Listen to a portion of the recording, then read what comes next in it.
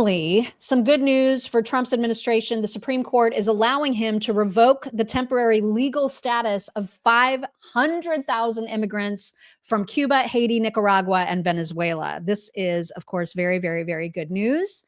Not enough, though. I mean, 500,000. My God, how many were there's like what 18 million? Yeah, you know what I mean? Like, lot. It's a start. It's great. It's a start, but still not nearly enough.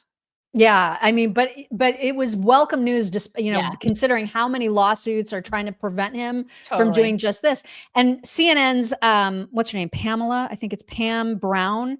She was fighting with Stephen Miller about this and talking about, the judge's decisions, and shouldn't there be sort of this checks and balances against President Trump's executive actions. And man, did he ever set her straight, you guys. This was a thing of beauty.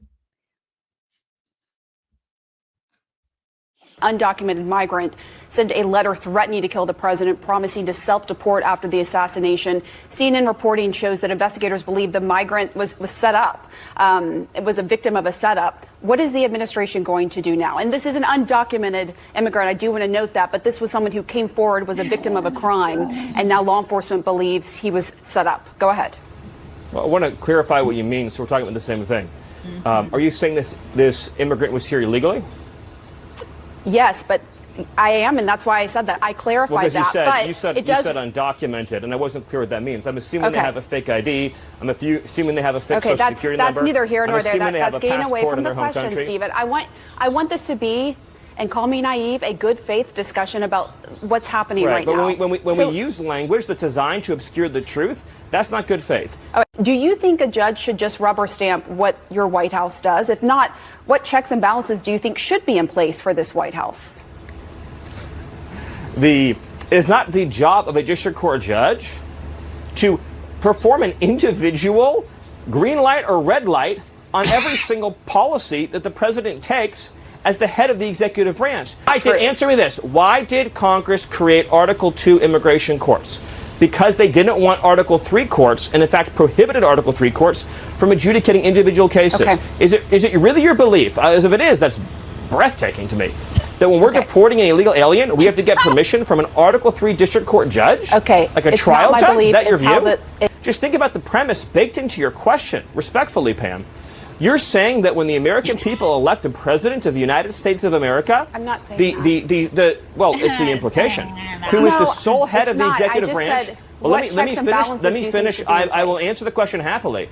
But look, when you have these kinds of lazy assumptions built into questions, it makes it hard to have a constructive dialogue. What is a lazy assumption? I said you all had to win. You said is it my expectation? I'm speaking because you said is it my expectation? It's not just you. It's the whole media. In other words, when you hear a sentence like, it is a completely fair question. You say judges who rule against the White House. And I will gladly answer it. When you say, do we think district court judges should rubber stamp each action? There is a premise that is built into that is absurd. The president is the sole head of the executive branch. He's the only officer in the entire government that's elected by the entire American people. Democracy cannot function. In fact, democracy does not exist at all if each action the president takes, foreign policy, diplomatic, military, national security, has to be individually approved by 700 district court judges. That whole exchange was a beautiful thing. There's one adult in the room, one adult, and it was him. And she was just like looking. She's like, "How can I get to commercial? Oh God, oh my God, I'm not prepared. It's so bad." The whole undocumented thing is absurd to me. It is like when they say undocumented, it's like, were there ever documents? There were never documents. So just shut up with the undocumented thing. They were never documented to be undocumented. Okay. There are no documents. Everybody shut up about they're illegals. They are illegally here. Stop with the documenting. Nobody, I hate that. Don't you hate that? Oh my, well, and I love that he called her out on it. That was perfect. It's so typical of liberals wanting to just constantly like transform the narrative. And make something that it's something into something that it's not, which is to say that like somehow these people are walking around with documents. No, they're not. No, they're not. They don't need documents. They're just illegals. Well, Dana Bash was very, very mad at Stephen Miller because Stephen Miller ripped her friend Pam a new one and suggested that this was lazy the way that she was having the discussion. So here was Dana at the top of the following hour. For the record, there is nothing lazy about Pamela Brown in any way, particularly when it comes to her intellect. There's nothing lazy about me. I'm going to stick up for my girlfriend. God. Shut up, Dana. Up yours, Dana. Yeah. I know we've already talked about just how egregiously the media reports things. But this was an amazing headline from the Washington Post. And whoever tweeted, John Hassan said, I thought this had to be fake, but it's real. The headline reads, the mysterious drop in fentanyl seizures on the U.S.-Mexico border. The reasons behind the decrease, you guys, they're complex. They're really complex, you guys. Yeah, I know you guys are too intellectually inferior to understand why. I mean, it could be, I don't know. What do you think it is? What do you think it could be, Mark? What do you think?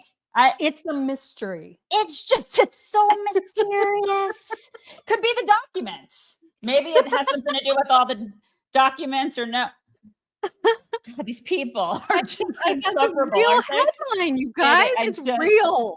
Somebody wrote that, and then somebody else edited it, and then somebody else said, "Let's pray." Yeah, that's a great idea. Now let's go to lunch. Wow. But sometimes I know if it's like a really busy news cycle, I need to have my brain in full function. And this is the best stuff ever. Healthy Cells, awesome. Focus and Recall. You guys, do you see the flavor? It's peach, pineapple. Are you kidding me? Mm-hmm. It would take you this many pills. Do you see all the pills in here? It would take you this many pills to get all the things that are loaded up into this one delicious gel pack that is super, super good for your brain power. It's got nootropics for focus and for mental speed. It has, again, 11 pills worth of those nootropics in this easy to use gel pack, which absorbs really, really well into your system. That's the beauty of Healthy Cells, all of their different supplements. This one is specific for focus and recall. Of course, we've talked to you about the glucose support, the hair, skin, and nails. They've got heart and vascular support, joint and mobility health, all the things that you need for your personal system.